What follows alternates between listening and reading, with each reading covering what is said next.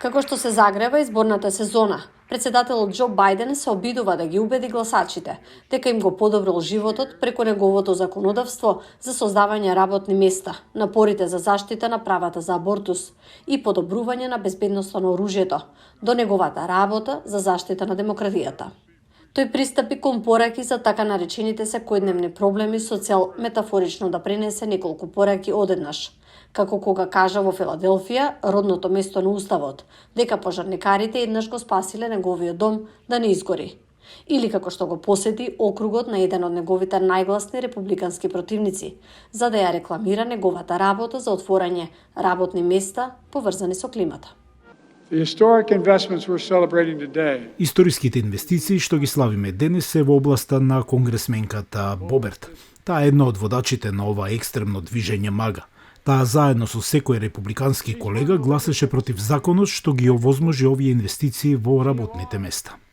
Или на настан за зголемување на работните места, кога тој зборуваше за неговите баба и дедо од рурална Минесота.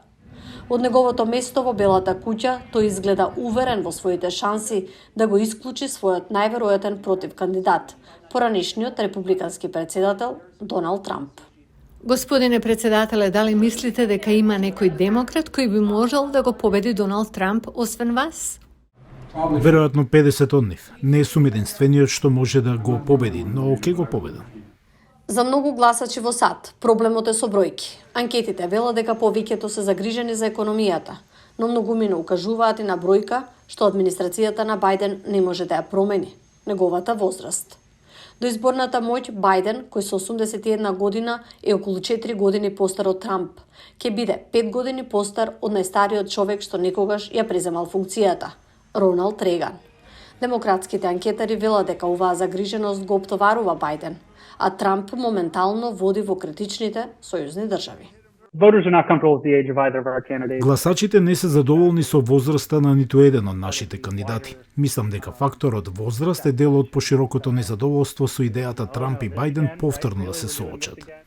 Трамп, кој се соочува со низ за обвинение за кривични дела, водеше кампања на маргините на неговите многобројни излегувања во суд.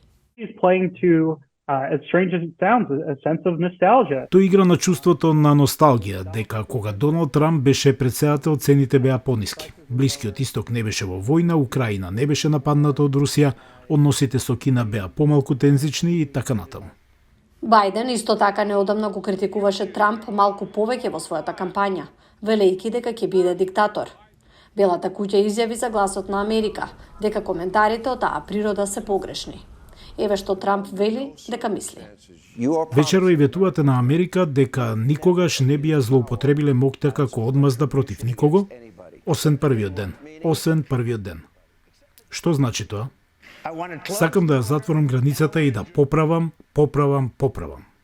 Овој силен контраст е оној што и двајцата и оние што го предизвикуваат Трамп за републиканска номинација се обидуваат да го истакнат пред ноември. Едно е јасно. Ако некој од нив победи, американските гласачи точно ќе знаат каков председател добиваат.